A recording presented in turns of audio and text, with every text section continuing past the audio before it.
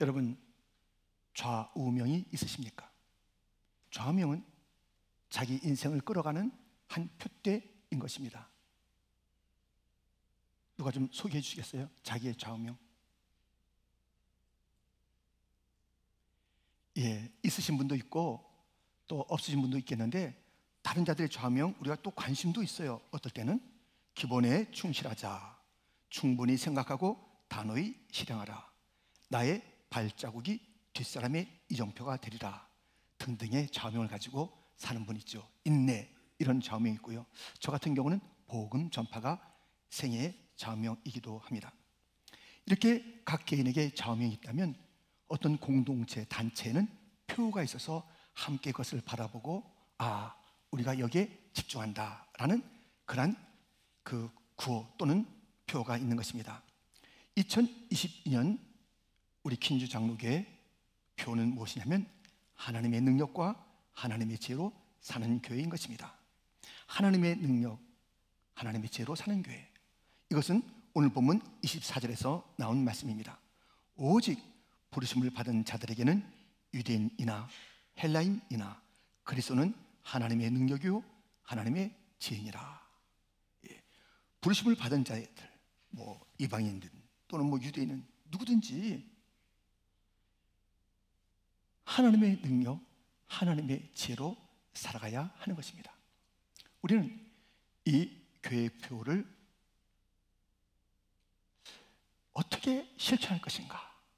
도대체 하나님의 능력으로 사는 것이 어떠한 것이며 하나님의 지혜로 사는 것이 무엇인지를 알아야 그렇게 살아갈 것 아니겠습니까? 오늘 본문은 우리에게 올해의 표를 일러줄 뿐만 아니라 어떻게 하나님의 능력으로 사는지, 하나님의 지혜로 사는지를 알려주고 있습니다. 첫 번째, 하나님의 능력입니다. 이 말씀을 하기 전에 질문 먼저 할까요? 여러분들, 세상에서 가장 약한데 가장 강한 것 무엇일까요? 힌트, 여러분이 지금 보고 계십니다. 힌트, 예. 저 아닙니다. 예. 가장 약한데 가장 강한 것은 십자가입니다. 십자가는 약하디 약한 자가 달리는, 그리고 끝내 죽는 것이 십자가입니다. 그런데 이 십자가가 하나님의 능력이라고 말하고 있습니다. 본문 13, 18절에 보면 십자가의 도가 멸망하는 자들에게는 미련한 것이요 구원을 받는 우리에게는 하나님의 능력이라. 십자가가 약하디 약하게 죽는 그 십자가, 처참하게 죽는 그 십자가가 사람들 볼 때는 미련하고 딱한 것이죠. 그런데 구원을 받은 우리들에게는 하나님의 능력이라는 것입니다. 이렇게 이 처참하고 약하고 죽음이 서려 있는 그 십자가가 하나님의 능력이라고 우리에게 일러줍니다. 왜 그럴까요? 약하고 마침내 죽는데, 여러분들 가만 생각해 보세요. 혹시 이제 그러지 않기를 바라지만, 혹시 집에서 싸울 때 있잖아요. 싸울 때 누가 이겨요? 목소리 큰 사람이 이겨요? 아니면 뭐 힘센 사람이 이겨요? 아니에요. 누가 최후의 승리하냐면 자기 자신이 죽는 자가 이기는 거예요. 내가 죽고 말아, 그 자가 이기는 거예요. 먼저 죽는 자가 이긴다니까요. 죽음이 승리해요. 죽음이 평안을 줘요. 죽음이 자기 자신과 또 자기의 그 배우자 또는 가정의 여러 가지 일들을 평안하게 만드는 거예요. 그러니 놀라운 능력이고 놀라운 기적이 죽음 가운데 있다니까요. 그것이 십자가입니다. 고린도후서 13장 4절에 보면 그리스도께서 약하심으로 십자가에 못 박히셨으나 하나님의 능력으로 살아 계시니 우리도 그 안에서 약하나 너에게 대하여 하나님의 능력으로 그와 함께 살리라. 약하게 죽으신 그 십자가, 사실은 우리 예수님 약하지 않으세요. 약할 이유가 뭐가 있어요? 천지를 지으신 분이신데, 말만 하면 12군단 천군 천사 불러대시는 그런 주님이신데, 그 자신의 말씀으로 모든 것을 잠재우고 일으키고 변화시키시는 주님인데, 약하고 죽으심으로의 갔던 목적이 있고 이유가 있어서 그는 그렇게 약해지셨고 죽으셨습니다. 목적이 있으니까요 약해지는 것, 목적이 있으시니까요 죽음의 자리라는 것. 그래서 다시 살아나는 하나님의 능력을 드러내신 예수님, 그와 함께하는 자, 곧 그의 약하심을 나의 약하심으로, 그의 죽음을 나의 죽음으로 받아들이는 자, 마침내 예수 그리스도의 부활의 능력, 곧 하나님의 능력을 체험하는 자가 된다는 것입니다. 여러분들, 우리는요 이 죽음이 자기를 포기하는 것이 하나님의 능력임을 잊지 마십시오. 그런데요 우리가 죽을 때 말이죠, 그냥 그래 내가 죽는다 이렇게 하는 거 죽는 게 아닙니다. 그냥 막 그냥 씁쓸해가지고 그냥 막 뭐 이를 갖다가 막 이렇게 꾹 다듬며 사는 게 그것이 죽는 게 아닙니다. 거기엔 하나님의 능력이 없어요. 이렇게 죽어야 돼요. 죽어도. 요한일서 3장 16절인데요 같이 읽겠습니다. 그가 우리를 위하여 목숨을 버리셨으니 우리가 이로써 사랑을 알고 우리도 형제들을 위하여 목숨을 버리는 것이 마땅하니라. 아멘. 예수님의 죽으심은 마지못한 그게 아닙니다. 사랑으로 죽으신 것이에요.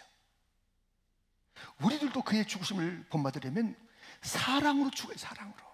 사랑하기 때문에 아내에게 참는 거예요. 사랑함으로 내가 죽는 거예요.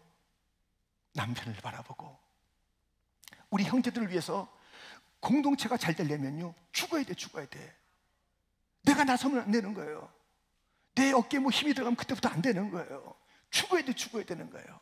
어떻게? 사랑으로 죽어야 하나님의 능력이 나타난다고요. 세상을 잠재운 한마디, 역사 가운데 그 짧은 한마디가 우리의 심금을 울리고 살아가는 방식을 분명히 해준 그 한마디 뭔지 아십니까? 죽으면 죽으리라. 에스의 그 단 한 줄의 말이 그 시대가 다 잠재운 거예요. 그 시대, 페르시아, 아수르의 왕, 하만, 주변 모든 환경, 무엇이 대세며 시대 정신이냐면 순간주의예요. 순간주의, 찰나주의, 감정에 따르는 거예요.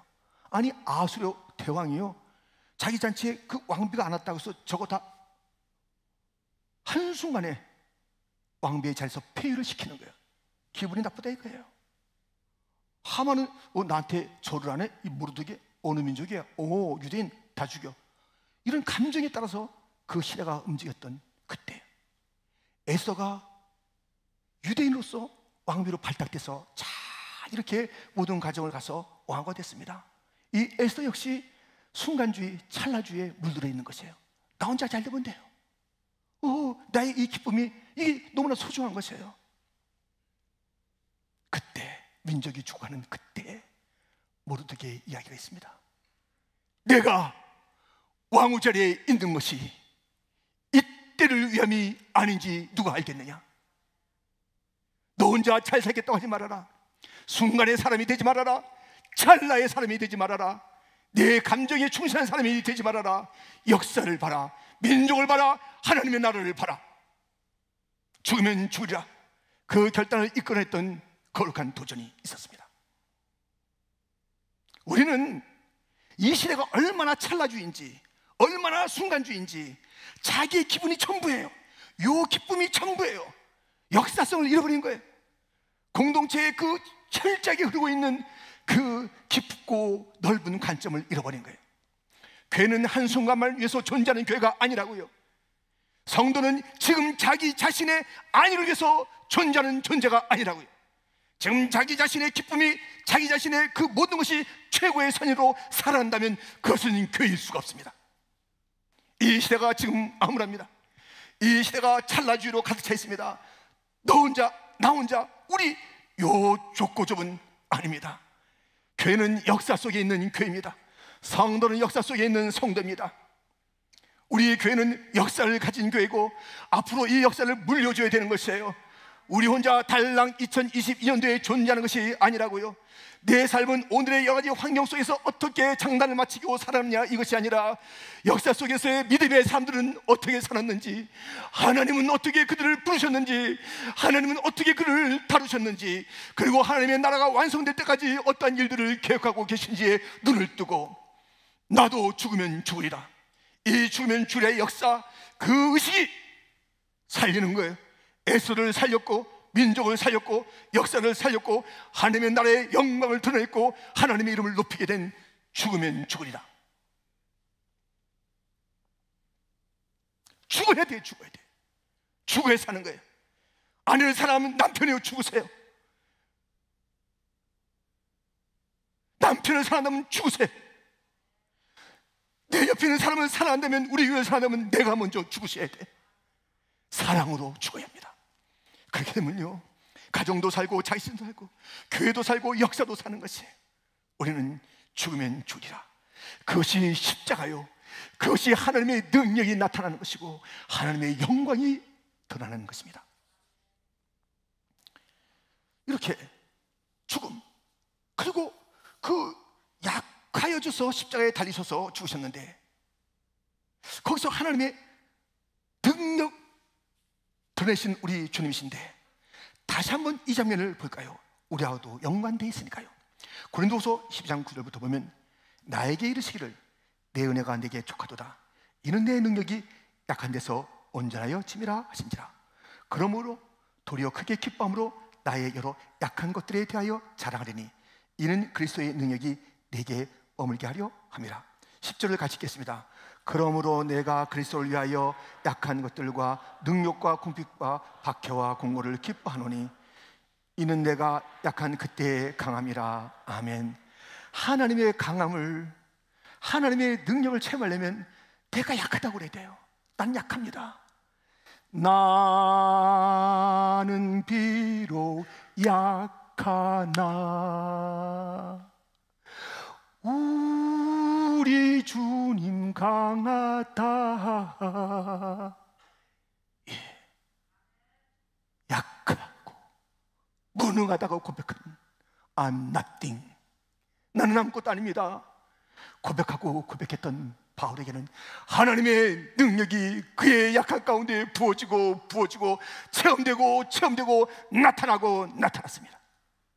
약한다고 고백하는 자, 하나님의 능력으로 사는 자는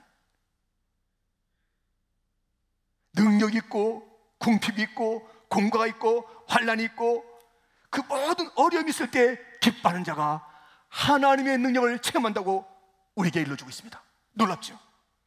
하나님의 능력으로 사는 교회는 죽는 교회, 하나님의 능력으로 사는 교회는 나는 약합니다, 우리는 아무것도 아닙니다, 우리가 할 수 있는 것은 없습니다 하고 고백하며 엎드려서 주님, 우리가 아무것도 못하는 자예요, 아무것도 못하는데요, 주님 우리는 아무것도 아니에요.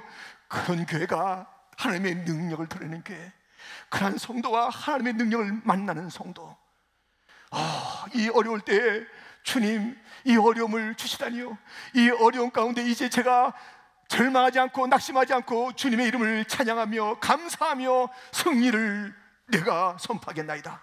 나의 주님 십자가에서 승리했나이다.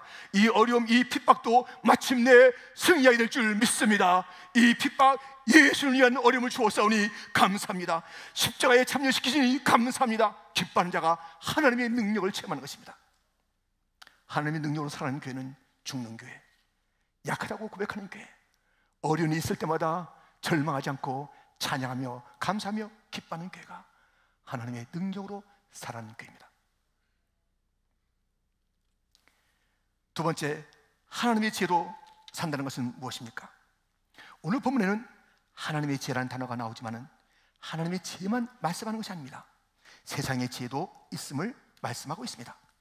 본문 21절 그리고 22절에 보면 이 세상이 자기의 지혜로 하나님을 알지 못하므로 유대인은 표적을 구하고 헬라인은 지혜를 찾으나. 와, 여러분, 세상에서 똑똑한 자 있습니다. 말도 잘하고요, 지식도 많고요, 세상의 지혜로 가득 찼습니다. 그래서 막 그들이 말하는 거 보면 재미도 있고 뭐 너무 유익도 하고 꼭 잘 따라야 될 것 같고, 와, 어쩜 사람이 이렇게 똑똑하나, 세상의 지혜로 반짝반짝반짝하는 그런 자들이 있습니다. 헬라의 지혜, 얼마나 그 사상이 심오하며 그들의 여러 가지 철학, 기술, 문화들이 빛납니까? 와, 이런 세상의 지혜가 있다는 것입니다.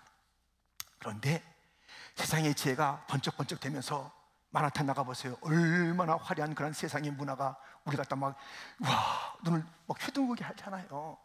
떠올랐잖아요. 온 땅이 지금 그렇잖아요. 그런데 세상 지혜의 결정적인, 아무리 똑똑하고 아무리 뭐 재밌고 해도요, 결정적인 문제가 있습니다. 조금 전에 말씀드렸어요. 뭔지 아셨어요? 21절 하반절에 이 세상이 자기의 죄로 하나님을 알지 못함으로, 하나님을 알지 못해요. 하나님을 알지 못하는 세상 지혜 아무것도 아니에요. 하나님을 알지 못하는 세상 지혜가 스스로 똑똑하다, 많은 자들이 찬사를 부르면서 대단해요 대단해요 박수 치면 박수 칠수록 어떻게 되는가?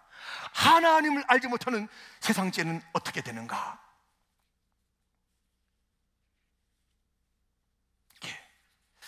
이 세상 지혜는요, 우리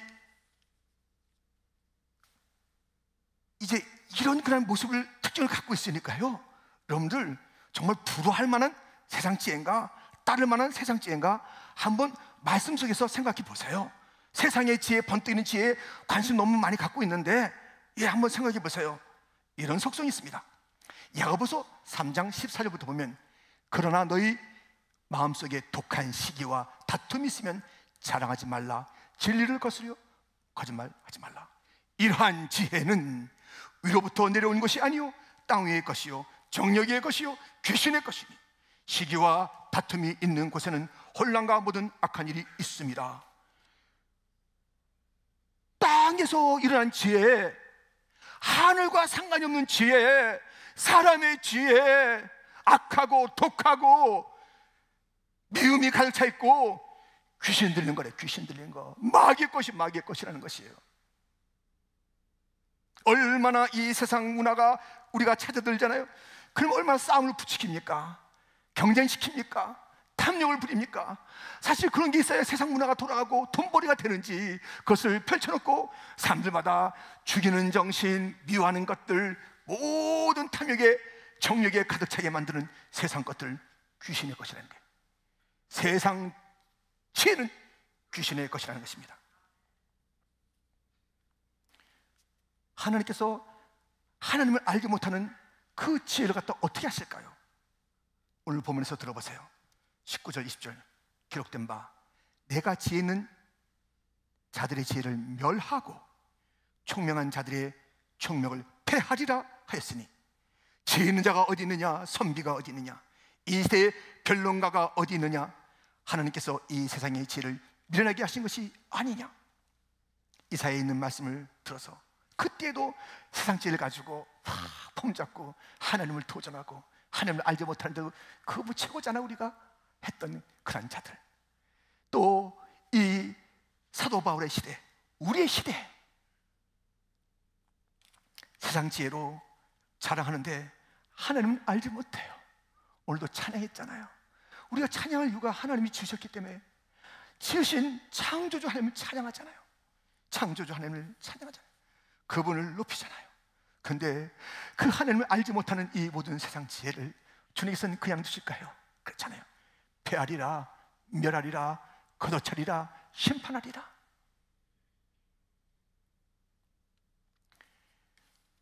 어떻게 이렇게 폐할, 망할, 하나님의 진노를 자내는 세상의 지혜, 곧 교만한 지혜, 하나님 없다는 그런 지혜, 그 속에 교회가 빠져있고 우리의 자녀들이 빠져있고 우리조차 거기에 빠져서 역시 재밌어, 역시 신난다, 역시 하면서 세상 지혜에 우리의 정신을, 우리의 마음을, 우리의 발길을, 우리의 눈길을 다 담궈둔다면 그 세상 지혜가 진노받을 그때에 어떻게 되겠습니까? 이 하나님의 지혜가 아닌 세상의 지혜에 대한 말씀이 오늘 본문에 있고요, 우리는 하나님의 지혜로 살아야 하는 것입니다. 1년 농사 망쳤네, 자식 농사 잘했네 하는 그런 말이 있습니다. 잘 심어야 잘 거둔다는 것이죠. 오늘 나의 모습은 어제 또 지난달에 심었던 그 결과로 오늘 있는 것이에요. 하나님의 지혜는요, 심는 것을 이해해요. 심는 것. 무엇을 심느냐, 잘 심어라, 이것이 오늘 가리키는 하나님의 지혜라고요. 여러분들 이제 낚시를 좋아하시는 분들은 아시겠습니다만, 그 물고기가 그 낚시 이게 들어왔을 때 어디가 딱 걸리냐면 비늘이 걸리는 게 아닙니다. 그 꼬리가 걸리는 게 아닙니다. 딱 입이 걸려요. 입이 걸려서 딱 끌려가요. 우리가 이 입을 조심해야 돼. 입으로 심는 게 굉장히 중요하다고요. 입으로 정말 자기가 헛된 것을 심고 미움을 심고 막 절망을 심고 그대로 되는 거예요. 그대로. 이 입으로 심는 게 얼마나 그 큰 영향력이 있는지, 선하면 선한 영향력, 악하면 악한 영향이 있는 거예요. 대부분의 우리의 말을 보세요. 우리가 만나는 자에게 어떤 언어를 쏟는가, 그 언어 속에서 이제 그 인생이 거두어지는 것이 있습니다. 잘 심어야 돼요. 하나님의 지혜 있는 자들은 이런 언어를 심습니다. 본문 21절에 하나님의 지혜에 있어서는 이 세상이 자기 지혜로 하나님을 알지 못하므로 하나님께서 전대에 미루는 것으로 있는 자들을 구원하시기를 기뻐하셨도다. 예, 하나님의 지혜 있는 자들은요, 이 입으로 복음을 심어요. 복음을 심고 살려내요. 구원의 역사를 일으키는 거예요. 하나님의 지혜 있는 자는, 하나님의 지혜로 사는 자의 특징은 무엇이냐? 이 입술이 생명의 입술이에요. 생명의 입술. 이 입술로 나오는 것마다 소망을 주는 거예요. 이 입술이 나오는 것마다 격려를 주는 거예요. 이 입술이 나오는 것마다 따뜻함을 주는 거예요. 이 입술에서 나오는 것마다 상심하고 낙심한 그 시대에 그 누군가를 갖다가 다시 일으켜주는 용기를 주는 거예요. 무엇보다도 이 입술에 나온 것이 복음이에요. 전도예요. 생명의 말씀이에요. 이 말씀을 심고, 이 심겨진 말씀 우리는 잘 모르죠. 정말 이 말씀을 갖다 영접했나? 이 사람이 구원에 이르렀나? 어떨 때는 우리가 잘 몰라요. 전도 폭파할 때 영접한 거야? 하는 그런 그 안타까움이 있어요. 여러분들, 우리는 모르지만은 우리에게 심겨진 우리가 전하는 그 복음은 마침내 생명이 돼서 하나님의 놀라신 일들을 이루는 일이 있으니, 성도들이요, 하나님의 지혜로 사는 자들이요, 교회요, 우리의 입을 열어서 복음을, 생명을 전해야 하는데 세상이 너무 시끄러워요. 너무 시끄러워. 소리가 커. 그래서 아예 그 소리가 안 들으려고 해. 아니, 그 소리가 더 관심이 가. 그럴 때 하나님의 지혜는 어떠한 역할을 하는가, 어떻게 하는가 들어보세요. 잠언 1장 20절부터 지혜가 길거리에서 부르며 광장에서 소리를 높이며 시끄러운 길목에서 소리를 지르며 성문 어귀와 성중에서 그 소리를 발하여 이르되, 오직 내 말을 듣는 자는 평안히 살며 재앙의 두려움이 없이 안전하리라. 세상이 시끄러워요. 모든 곳에서 내가 잘났다고 그러고, 뭐 우리가 정말 신나고, 뭐 부어라 마셔라, 이런 것이 이제 앞으로는 세상에 뭐 좋은 거야, 이런 걸 따라야 돼. 시끄러워요. 그래서 우리 교회는 귀를 닫고 사는 거야. 시끄럽다, 시끄러워. 안 보고 말어, 안 듣고 말어. 그리고 물러가는 게 교회가 아니라고요. 시끄러운 시장에서 외쳐야 하는 것입니다. 예수가 구원이라고 외쳐야 하는 것입니다. 세상의 소리가 아무리 큰들, 세상의 소리를 다 모아서 한꺼번에 울려 퍼지게 한들 그 소리는 생명이 없습니다. 하나님 알지 못하는 세상의 지혜가 외치는 그 소리가 가득한 이 땅에 교회가 그 입을 닫고 있으면 안 된다는 거예요. 온 세상을 나누며 시끄러운 소리가 있을 때 그 소리를 제압해야 되는 거예요. 그 소리를 제압하는 것이 하나님의 지혜. 지혜는 소리를 외치는 거예요. 시끄러운 곳에서 진리를 외치는 거예요. 거짓된 것이 남은 곳에서 생명을 외치는 것이 교회인 것입니다. 하나님의 지혜로 사는 자들은 외치는 거예요. 가만히 있을 수가 없는 것이에요. 심는 거예요. 생명을 심는 거예요. 예수님이 구원이라고 말하는 거예요. 예수님이 우리의 왕이라고 말하는 것이에요. 예수님이 우리의 왕이라고 말하는 것이에요. 혼자만 잘 살겠다는 게 아니에요. 아까 우리 경찬팀도 동서남북이라는 아주 그냥 광대한 그 스케일 갖다 보여줘 찬송에서 그렇잖아요. 우리가 정말 큰 스케일로 살아야 되는 거예요. 나 혼자 이익이 되는가? 이게 기준이야. 이게 기준. 우리 애들이 뭐 잘 먹고 잘 사는가? 이게 기준이야. 이게 기준. 내가 오늘 이 일주일 좀 잘 건강하게 사는가 안 사는가? 이게 기준이야. 이게 기준. 이게 기준이야. 이게 기준. 이게 기준이면 안 되잖아요.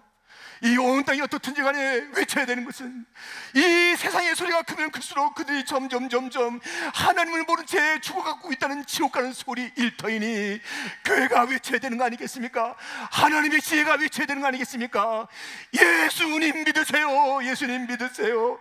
하나님의 아들 예수님을 믿으세요. 하나님의 지혜로 오신 예수님을 믿으세요. 오늘 본문에 그리스도가 하나님의 지혜라고 말했으니 지혜로운 삶을 살기를 원하십니까? 예수를 믿어야 됩니다. 예수를 믿어야 됩니다.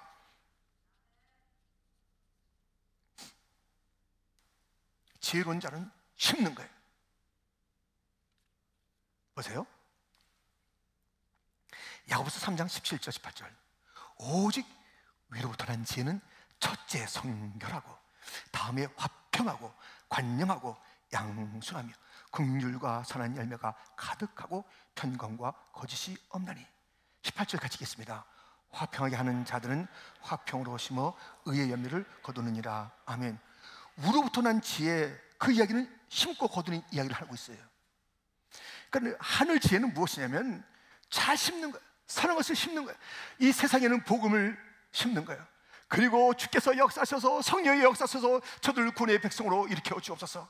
우리의 할 일은 이 세상을 외쳐서 복음을 심는 것이고, 그 다른 생명의 역사는 성령께서 하시는 것이고 하나님께서 하실 일이고, 우리 할 일은 그것이에요. 뿐만 아니라 우리는 하늘의 지혜를 가진 자들은요, 자기 자신을 위해서도 심어야 돼요. 성결한 것을 심어야 돼요. 믿음을 심어야 돼요. 성령의 열매가 거둘 수 있도록 그런 성결한 것을 심어야 되는 것이에요. 사랑을 심어야 되는 것이에요. 내 자신의 영혼을 돌보면서 내가 선한 자가 되는 것, 내가 관용의 사람이 되는 것, 이것이 지혜로운 것이에요. 자기가 성장하지 않아요. 자기가 변하지 않아요. 그게 무슨 지혜로운 자의 모습입니까? 지혜는 반드시 세상을 변화시킵니다. 무엇으로? 복음으로. 지혜는 변화시킵니다. 무엇으로? 그 아름다운 것으로, 아름다운 씨앗으로 자기 자신을 성화시켜 나가는 것이 바로 하나님의 지혜의 삶인 것입니다.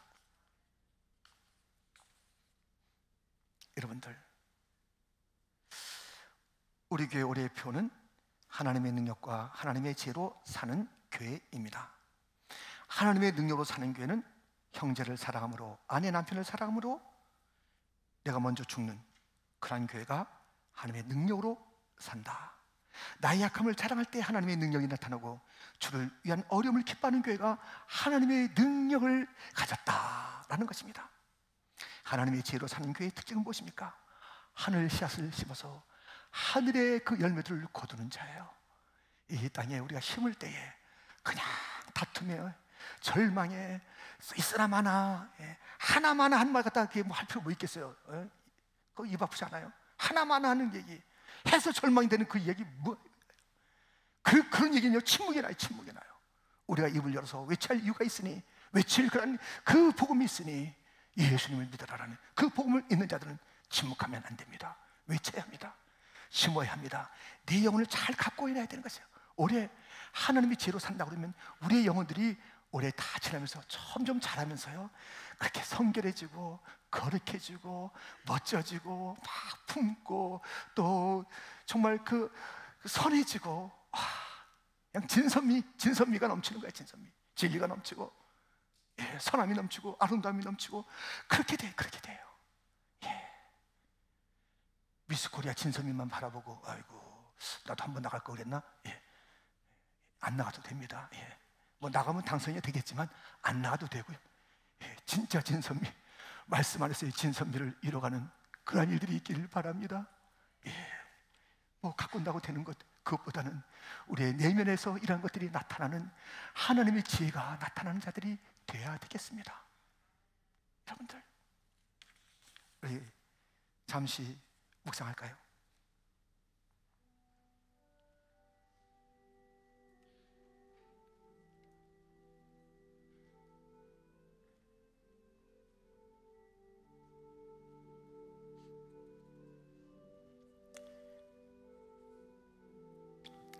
하나님의 능력과 하나님의 지혜로 사는 교회가 되기로 표를 삼고 나가고 있는 것입니다.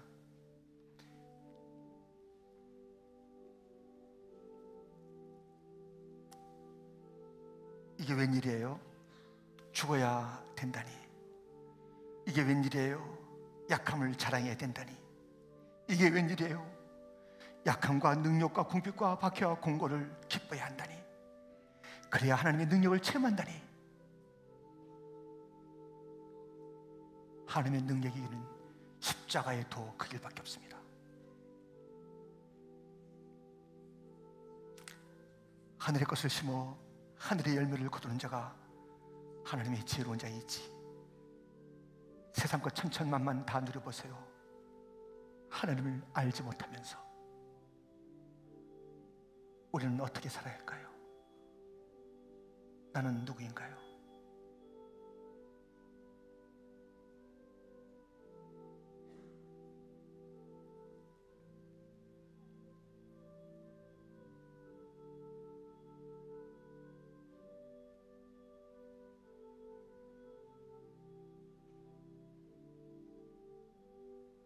하나님 아버지,